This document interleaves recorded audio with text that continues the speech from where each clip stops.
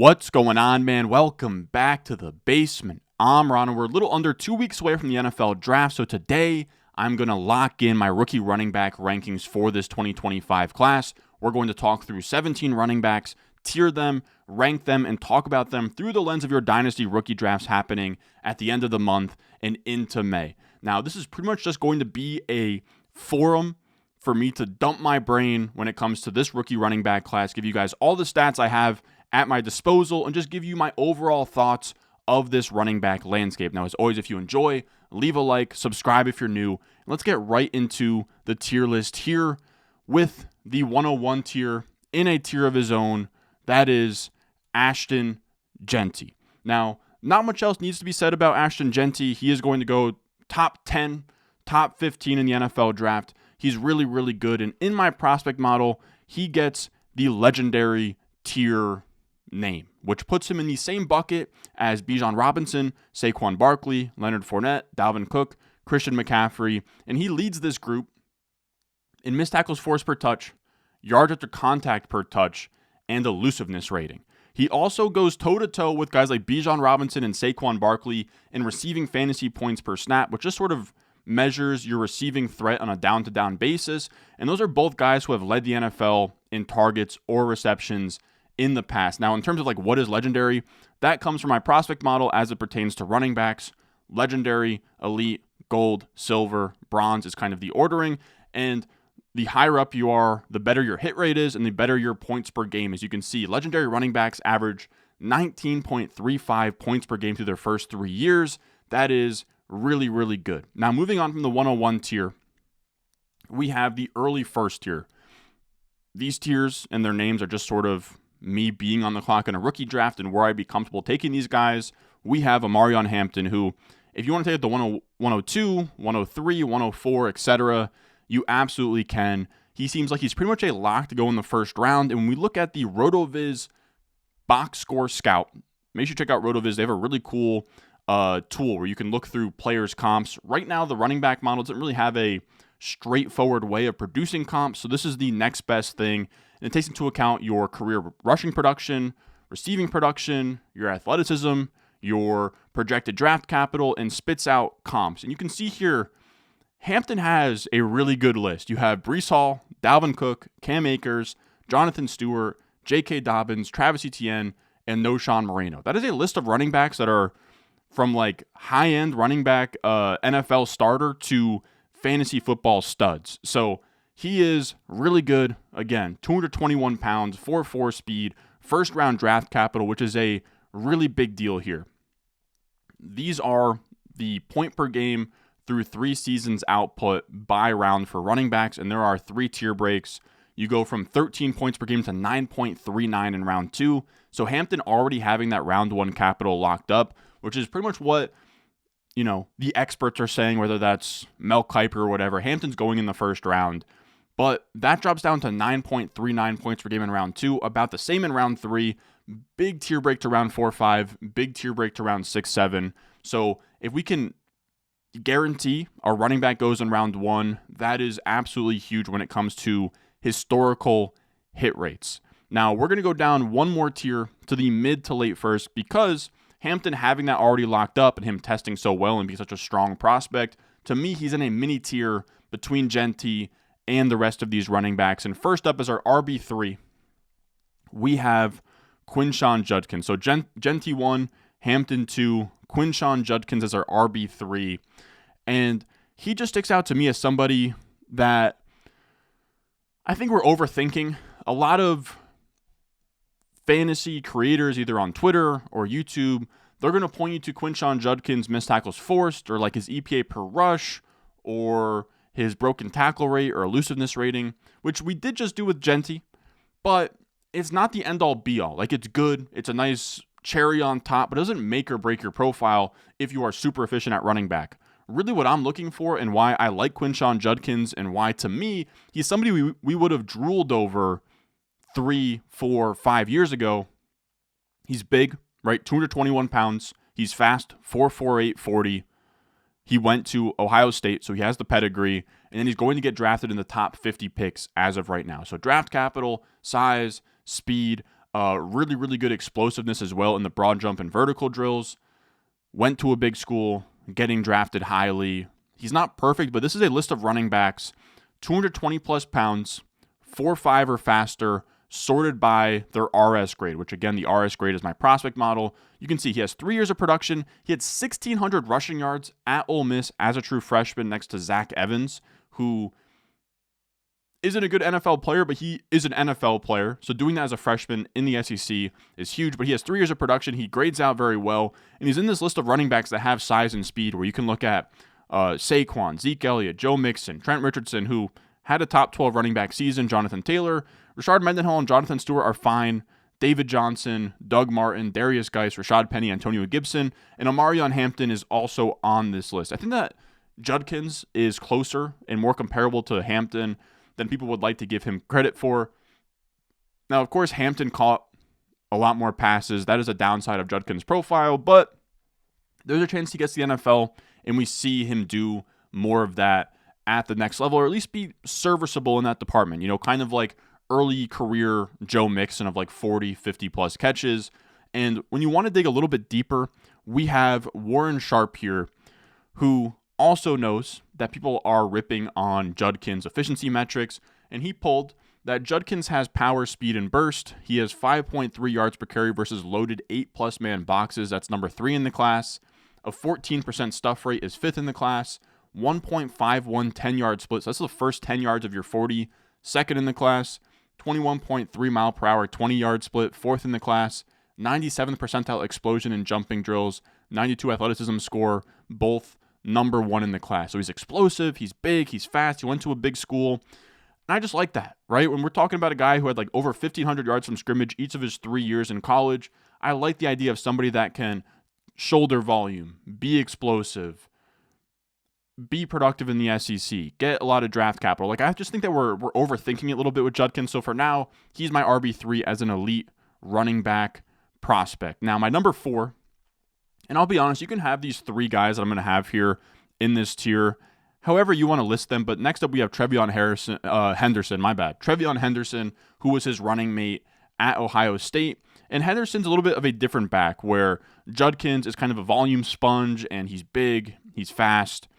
Trevion Henderson is fast, but he's more like H.N. Gibbs, smaller, efficient, like 15-plus touch kind of back, which in this modern NFL, that is a great archetype to have. I just have him a little bit lower because I think that Judkins can take on a bigger workload at like a 3-down level and just has a little bit of a higher end upside if he does hit on the receiving part of his profile. Now, when you talk about Trevion Henderson, he had a crazy true freshman season, over 1,500 plus yards from scrimmage as a true freshman, with 27 receptions in an offense that had JSN, Olave, Garrett Wilson, Marvin Harrison Jr., and Emeka Egbuka at Ohio State. Now, the issue is that he had a monster freshman year. He was looked at as like an amazing, like Bijan level, right? Bijan was the class ahead of him in Devy circles. Henderson was the next best guy as like a, this is going to be the one. And then he has a down year 2, a down year 3. Then Judkins comes in, and Trevion Henderson looked really good. He was even more efficient than he was in year 1, caught 27 passes again, and kind of was super explosive, where you can see when we compare him to some of these other running backs in round 2, he is one of 1, 2, 3, 4, 5, 6, 7, 8, 9. He is one of 9 running backs in my database to go in the second round and have a 10% or better 15-plus yard run rate. In there, you have Dalvin Cook, you have Joe Mixon, Javonte, James Cook, DeAndre Swift, Darius Geis, Jonathan Taylor, Nick Chubb. All these guys pretty efficient, and he has one of the better receiving fantasy points per snap on this list. So he can catch passes, he's explosive. That's a really fun build, right? That is, again, one of these like Jahmyr Gibbs light type of guys. Now, I will say, again, when we talk about his volume potential, he's never had more than 185 or more carries in a season. So again, he's not going to shoulder 300 touches, be your quintessential bell cow or whatever. But again, he could absolutely be your Gibbs, early career Swift, efficiency type of guys. And I think that teams love him to the point where he could go round 1. And I will say, if he goes round 1, he goes from a gold to elite, and I will put him ahead of Quinshon Judkins. We are definitely just splitting hairs between the Ohio State running backs, but someone I have more conviction on is Caleb Johnson. Caleb Johnson is very similar to Quinshon Judkins in that he's not like the most efficient running back ever. He has a lack of pass catching, but he is big, has size, and has great like between the tackles upside as a running back. The issue is that instead of going to Ohio State, he went to Iowa. He tested slower. He's going to get drafted later as well. He looks like more of a round 3 type of guy, but he did have good final season production where in his final year at Iowa, he had 1,700 yards from scrimmage, which is really good. And then he also had the 3rd most receptions on the team with 22, which 22 catches doesn't seem like a lot, but on Iowa, when they're not throwing the ball really much at all, that's a big portion of that receiving offense. So his final year is really, really good. There just wasn't much before that. When you look at his comps over on RotoViz, they're pretty interesting. Now, the first one that's going to stick out is Le'Veon Bell. I just have such a tough time comparing him to Le'Veon Bell. From a physical standpoint, right, 224 pounds, a little bit slower, sure. But Le'Veon Bell's a guy who had 32 catches in his final season and then also averaged 1.95 career receptions per game. Caleb Johnson just 0.83. So I don't know that he has that level of upside. I think a better comp for him is actually Carlos Hyde, who was like fine in fantasy football. He was a good volume sponge, which is kind of what you're hoping for with these bigger backs like Caleb Johnson, like Quinshon Judkins.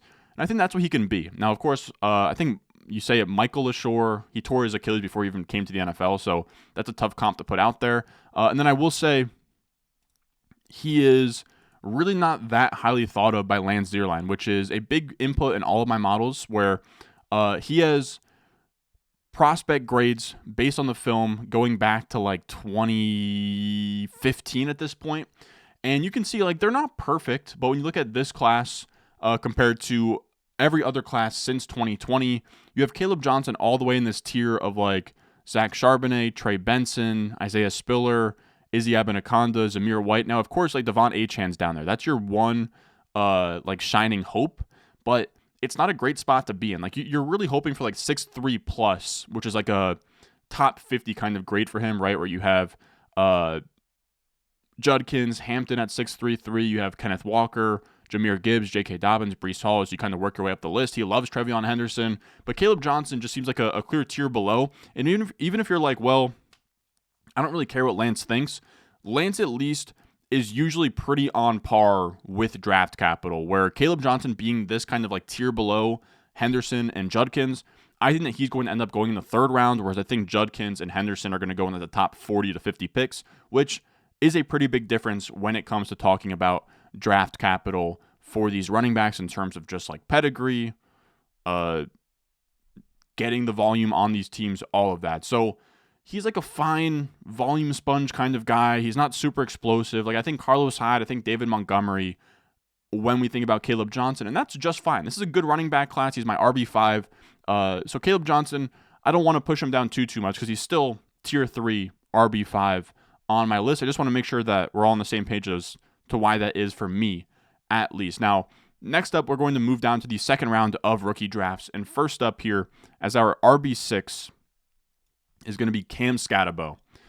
He's really fun. He played at, I don't know if you'd call it a JUCO, but he played at a really, really small school. It was like Sacramento State or something. But he transfers to Arizona State, has a fine junior season, but then as a senior, monster season. He comes in 5th place in the Heisman voting. The only guys ahead of him, of course, are Travis Hunter, Ashton Genty, Cam Ward.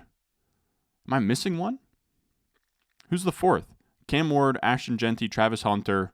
Was it maybe Shador? I can't believe I'm blanking on that right now. But regardless, still pretty cool for a guy from Arizona State to be in the top 5 conversation when it comes to Heisman. Man, I feel like I just look like such a goof for not knowing who the top 4 Heisman candidates are, right? It was Hunter, it was Genty, it was Ward, and there was one other that I can't think of. But regardless, 2,300 yards from scrimmage, 45 catches, 605 yards, and 3 touchdowns as a pass catcher is absolutely nuts. Over 20-plus touchdowns on the entire season was a big part of why they even made a run in the college football playoffs. And to me, we talk about upside, 45 catches, 600 yards, and 3 touchdowns. Like, that's what we're talking about. We want those receptions when you think of Christian McCaffrey's peak and everything, and these monster seasons. A lot of them, or like Eckler as well, comes from big time reception totals, which Scatabo is giving you access to. And he actually looks a lot like Kareem Hunt. Kareem Hunt here, not super fast, right? Like Scatabo 4.65 40. That's not great, but 219 pounds at 5'9". So we're talking like that's bowling ball.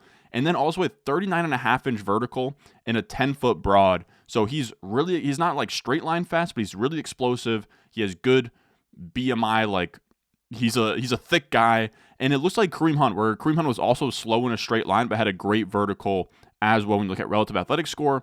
And when you take into account kind of like that size-adjusted receiving production, I'll put this on the entire screen. This is where Scatabo falls. This is a group of running backs that have a 30-plus BMI, 207-plus pounds, and a 0.1-plus receiving fantasy points per snap. Again, the receiving fantasy points per snap is just like, it's just a way of accounting for, like if somebody is only a scat back, right, like only a satellite back, and they come on the field and they get like 2 catches a game, it's not going to show up, like their catches per game isn't going to be that great because they're playing second fiddle to somebody else. But if you capture it on a per snap basis, just like when this guy's in the game, he's catching the ball. So it just kind of is it's not even so much that I want you to have a really high receiving fantasy points per snap. It just tells us the kind of archetype that player is. Does this guy catch passes when he's on the field is what it tells us. And you can see here, he's in a really fun list here where among the running backs that, what is this sorted by? Oh, draft capital. So these are just like running backs that are big and catch passes, right? So it's like Saquon, Gentry, Bijan, Josh Jacobs, Najee, Etienne. It's not a perfect list by any means, but it's a good like cohort to be a part of, right? Alvin Kamara is next to him. Darrell Henderson's in that range. Dameon Pierce. You get towards the bottom, Ramondre Stevenson. You get Aaron Jones. So just like players that are big, thick, catch passes. Those are guys that I want to be chasing, and that's what Cam Scatabo has. He also has a decent bet to go on day 2. When we talk about draft capital here, you can see Cam Scatabo is after Caleb Johnson at pick 80, which then brings us to our next running back, Dylan Sampson. Now, from a number standpoint, he doesn't really pop, but the idea with him is that I'm just sort of trusting the film guys when it comes to Dylan Sampson, right? When we talked about, again, Lance Zierlein has really good documented running back grades dating back to the 2015 class. And you can see here, he actually has it Gentry, Henderson, and then Sampson ahead of Hampton, ahead of Judkins. Now, that's not for me to then put, I'm not just going to copy Lance and say, you know what, well, Sampson's going to go here. That's not what I'm doing. But when Lance has him ranked like that, that tells me a couple of things. One, it tells me he's probably going to get drafted higher than we think, right? He's 91st in, this is projected draft capital. He's 91st in that. Lance has him very high, and you can see everyone in Lance's range of 6.36. Like, it's Walker who went round 2, Gibbs who went 12th, Dobbins who went 2nd. It would be his highest round 3 running back since 2020. I would be shocked if Sampson doesn't go late day 2. That is my baseline outcome. And again, when we talk about the hit rates at running back, the difference between round 3 and round 4 is pretty massive. So I think he's a great bet to go round 3. And then when we talk about the film, and this is why Lance likes him and why I think NFL teams will like him, is this. Insane stat from Hayden Winks. Dylan Sampson turned 33 of 36 short yardage attempts into first downs, and he just has really good vision. Like Hayden was talking about him on the Underdog show. They break down every single prospect. They're great, where they like break down the film and everything. Sampson, he was getting comped to like Bucky Irving by Hayden. So this is somebody that has really good vision, as you know, sort of shown by this stat here of 33 for 36 in short yardage. He is just kind of a feel guy, instincts guy at running back, and I can't really compute that in terms of numbers and spreadsheets, but for a guy that 200 pounds, 4.4 speed, but then only 37 catches over his final 2 seasons, that's tough. Like, we're talking about a guy who's not the best pass catcher, and he's only 200 pounds, but he did also have 1,600 yards from scrimmage, 22 touchdowns. Like, he's kind of just a guy who plays bigger than his size and is instinctive enough to overcome that. And while, again, the numbers don't really love him, right? He didn't really produce until later on in his career. He got a really good grade from Lance. Film guys gush about him. I think the NFL will like him as well. And Lance actually gave him a Brian Westbrook comp over on NFL.com. So when you get that kind of high praise, I'm listening. Dylan Sampson, somebody definitely to rethink. Now, our number 8 running back, Sampson was our RB7 there. We have Basil Tootin. I feel like I still butchered this guy's name, but Two, doesn't really have a productive season until his final year at Virginia Tech, where he transferred from a small school before then. So he comes in as a bronze in the prospect model, but we're at a spot now where everybody's coming in as a bronze, and I'd like to bet on him for this reason. Looking across the board at all the efficiency metrics we have, right? Missed tackles forced per touch, yards after contact per touch, the rate of 10-plus yard rushes, 15-plus, elusiveness rating, receiving fantasy points per snap. He comes in among the 8 running backs we've listed so far. He's third in missed tackles forced per touch, second in yards after contact per attempt. He's tied for first in runs of 10-plus. He is second in runs of 15-plus, third in elusiveness rating, and first in receiving fantasy points per snap. So he's explosive, he rips off big plays, he's elusive, and he catches passes. On top of all of that, he is also a freak athlete where he gets comped by RAS, which is relative athletic score, to Reggie Bush. So we talk about a guy who might not have the cleanest running back profile, but again, he's elusive. He makes guys miss. He has breakaway runs. He catches passes, and then he's also 206 pounds, 5'9", so a little bit more compact there. And then he runs a 4.3 240, super explosive with a 40-inch vertical. It's all right there. RB8 for me, and if he goes day 2, he probably jumps Samson for me when it's all said and done. Now, the next running back we'll talk about here as our RB9 is DJ Giddens out of Kansas State. He's another one that doesn't grade really well, but he just does everything very well. He's just a very fine running back. You can see here, he comps to Tevin Coleman. He crushed the combine, 9.78 RAS, 212 pounds, 6 foot, 4.43 speed, great vertical and broad jump as well. I think Tevin Coleman's a decent comp of just like a little bit more upright at 6 foot, 212 pounds, but really fast, really good in a straight line. And he did have really good production back-to-back years here of 1,500 plus yards from scrimmage. He's not an early declare, but he is turning 22 not until like September, I believe, or like August. So he's a 21-year-old senior, which is the best you could be if not an early declare. So he's still young. He can still accumulate dynasty value as well. I'd say that's the biggest reason to care about age at running back is the older you get, the more that dynasty is just going to throw you to the side, especially at running back where they're perceived as having a short shelf life. Giddens will be younger coming out. And then when we look at his metrics across the board, this is somebody who among the 9 running backs we talked about so far, 5th in missed tackles forced per touch, 6th in yards after contact per attempt, 4th in 10-plus yard runs, 4th in 15-plus yard runs, 5th in elusiveness rating, 5th in receiving fantasy points per snap, 5th heaviest running back on this list at 212 pounds, and the 3rd fastest on this list with a 4.43 40. So among 9 running backs, he ranks no lower than 6th in all of those categories. He's just really solid top to bottom. He does everything well. He catches passes. He tests well. He produces final 2 years. DJ Giddens is somebody that I really like. Now, moving on to the 3rd round here, where this is now just going to be guys who are probably going to go on day 3 that I'm still willing to take in the 3rd round of a rookie draft. And at RB10, we have Damian Martinez. He is the last silver running back in this class, and he is likely going to fall into this category. Let's see if he goes on day 2. Maybe I'm wrong, but as of right now, I'm expecting him to go on day 3, which is rounds 4, 5, 6, 7.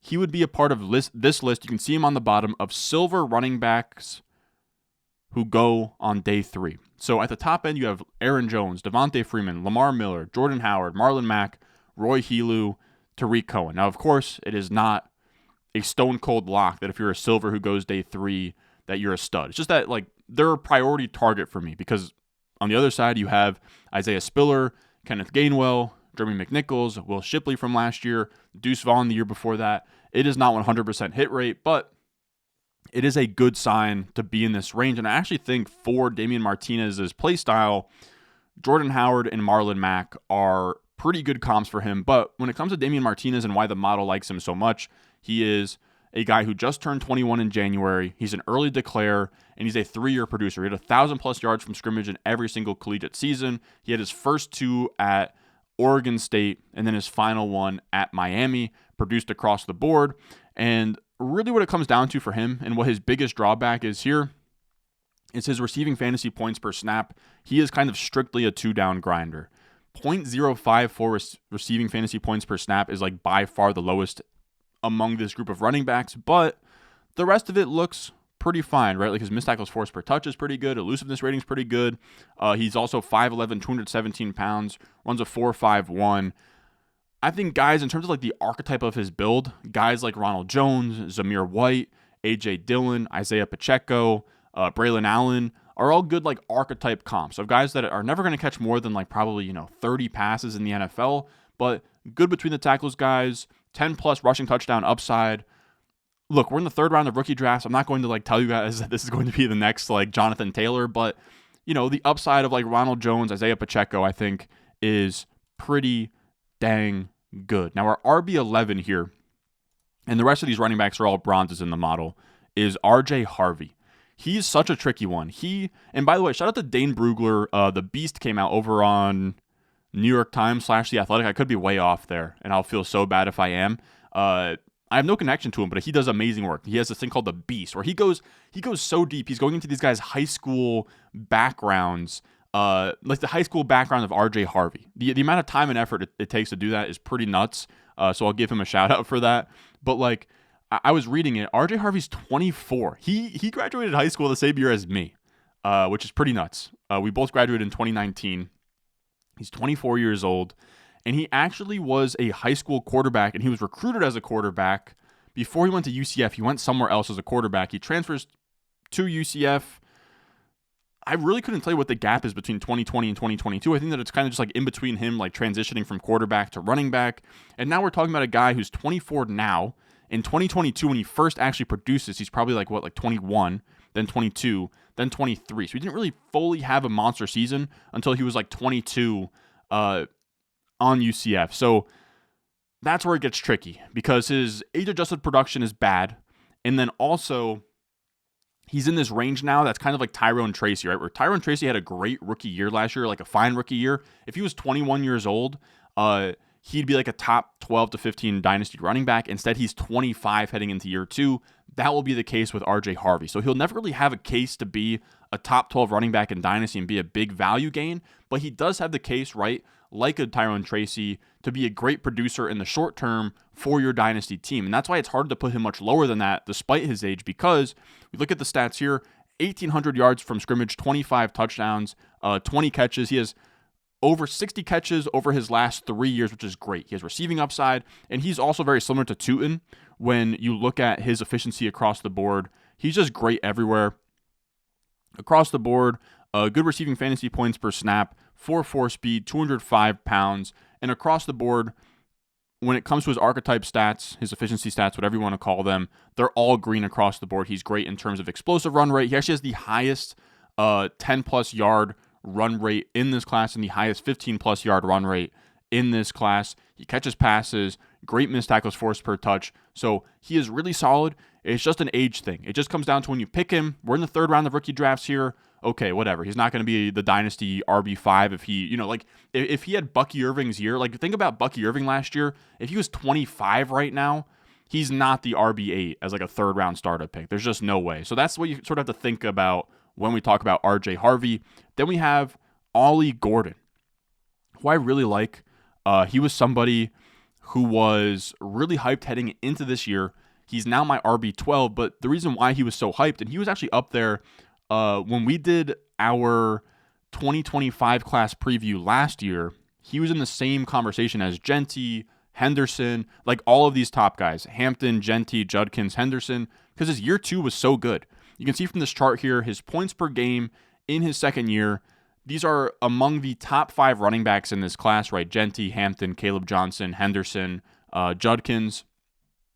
It's him and Genty in year 2. He had over 25 plus PPR points per game at Oklahoma State in year 2. The issue is that he dropped down below the dotted line in year 3. Now, Judkins is below him, but he at least had Trevion Henderson next to him, whereas Gordon had nobody. Now, the reason why his production fell off, it's tough to say. I've heard people sort of knew that he was coming and the scheme was boring and they didn't really have a passing game to fall back on. I heard as well that he had like a DUI before the season. Maybe he was out of shape. There's a lot going on here, but when you look at just the year 2 season, we're talking about a guy who had over 1,700 rushing yards, over 20-plus rushing touchdowns, and the big thing to think about with him is he had 39 catches for 330 yards and a touchdown. This is somebody who has receiving upside. 39 catches for 33. I can't talk. But 39 catches for 330 yards is nuts, especially considering, like Cam Scatterbo, his size, right? And this is what we want. Size in pass catching is kind of a cheat code in fantasy football. This is your list. He is one of 10 running backs with a 0.1 plus receiving fantasy points per snap at 225 plus pounds. He is in the same like size adjusted pass catcher as Najee Harris and Ramondre Stevenson. I think Ramondre is actually a great comp for him just in terms of like a round 3 rookie pick. That's this volume sponge, 60 plus catch upside, under the radar guy that can be an absolute smash in Dynasty. On top of that, he's an early declare. He's the opposite of RJ Harvey, where if he does pop, he'll be young as well. So I really like his profile. I know that like Saquon's in here, Mixon, Gibson, of course those guys are freak athletes. I wouldn't put him there, right? He is 4'6", 140, but he's 226 pounds. So when you talk about a guy here at 226 pounds that can catch passes, that's where I start to get excited about, the upside of like a Najee, Ramondre, where like those guys, of course, they're not like elite guys. But again, we're grading these guys on a curve. And if your upside is finishing as an RB1 in fantasy football in the 3rd round of rookie drafts, that is absolutely huge. I think James Conner is a great comp for him as well down there towards the bottom. Now, our last running back in this tier as the RB13 is Devin Neal. I wish I had a stronger take on Devin Neal. To me, he's perfectly fine. I know some film guys absolutely love him. For me, he's clean. 4-year producer, 1,000 plus rushing yards, 20 plus receptions in each of his final 3 seasons at Kansas. He's 213 pounds with a 4.58 40. That's like, it's not great. It's like average adjusted athleticism. And these are his comps over on RotoViz. It's like a fine list, right? It's Kenneth Dixon, Zach Moss, Tyler Algier, Alfred Morris, Tank Bigsby, Marlon Mack, Kamani Vidal, Wayne Gallman.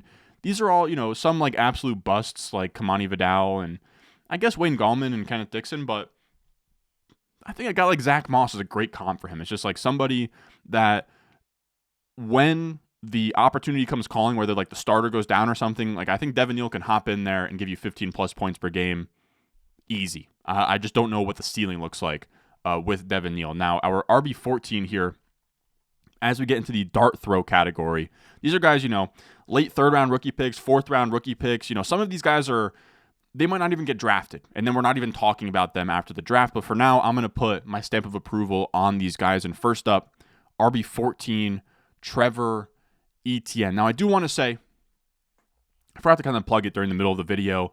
As always, if you want access to all of these, right, and you want to see, after the draft, we're going to update with draft capital. Is Hampton still an elite? Is Caleb Johnson still going to be a silver?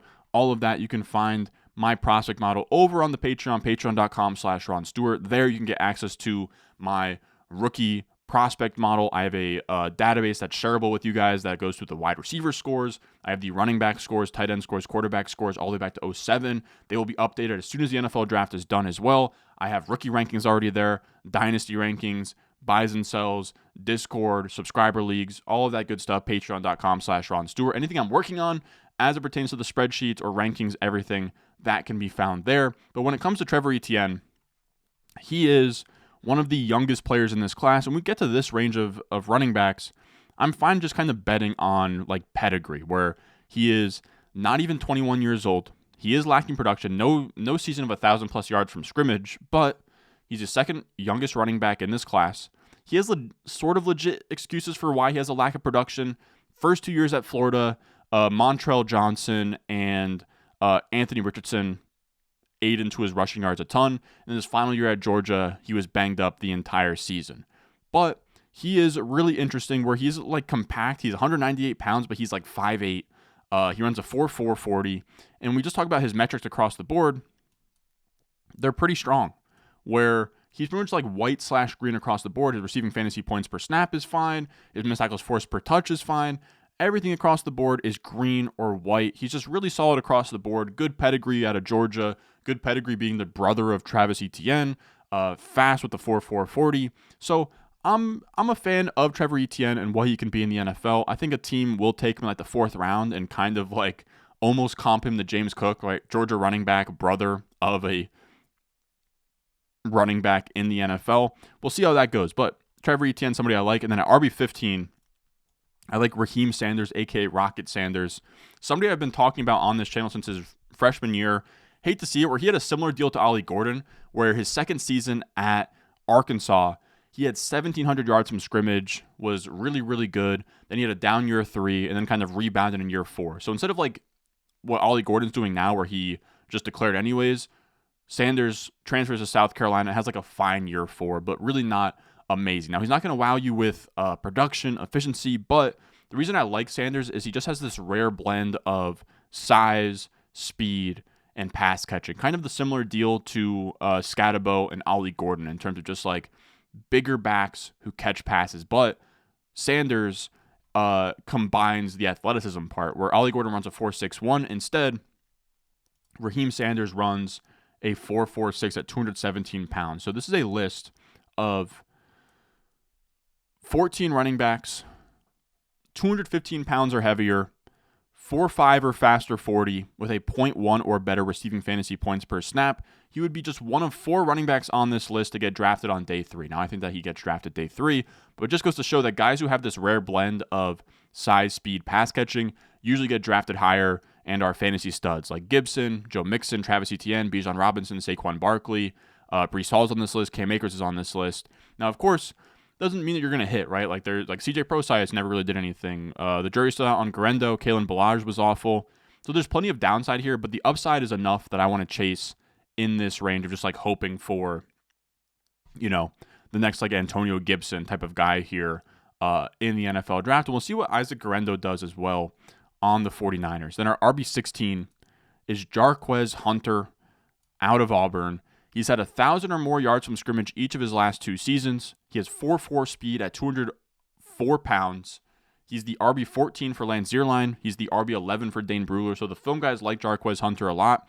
And when you talk about his efficiency metrics, he is among 30 running backs in my database for the 2025 class. Second in runs of 10 or more. Second in runs of 15 or more. Fourth in yards after contact per attempt, and fifth in missed tackles forced per touch. So really efficient across the board. Nothing amazing in terms of receiving upside, but I believe he did have over 20 catches in his final year.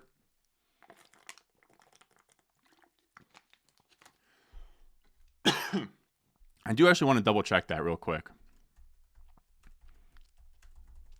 I think he had over 20 catches in his final year. He did. He had 21 the year before that, 18, 17, 12. So not a great receiving fantasy points per snap, but 12 plus as a freshman, then 17, 18, 21. It's like steady receiving production throughout his entire career. He's really fun. And then the last running back we'll touch on here at RB17, Jaden Blue out of Texas.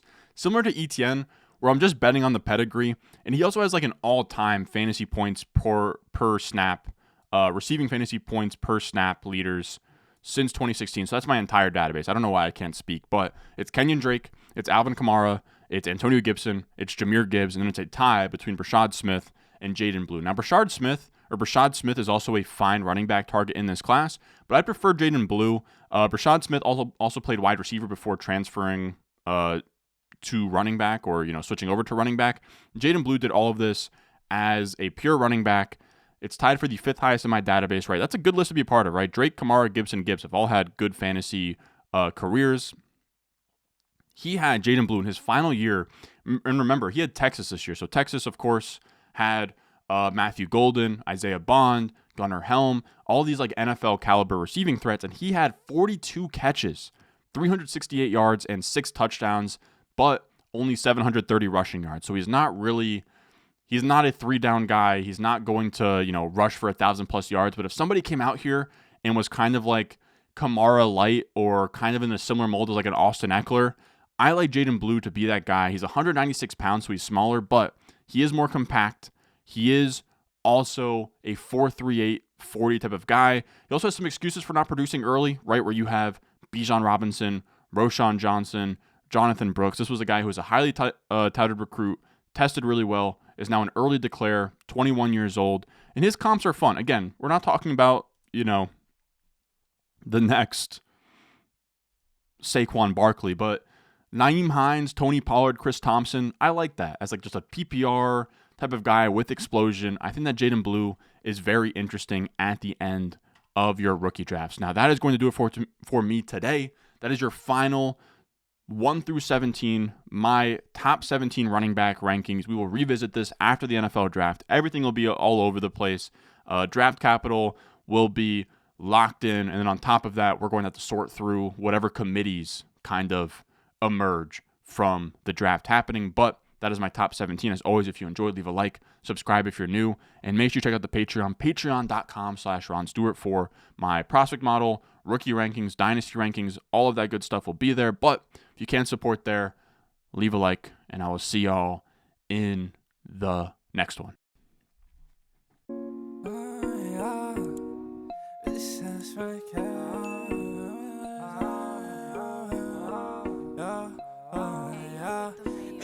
Stones, like this froze, ice cold, ice around my body like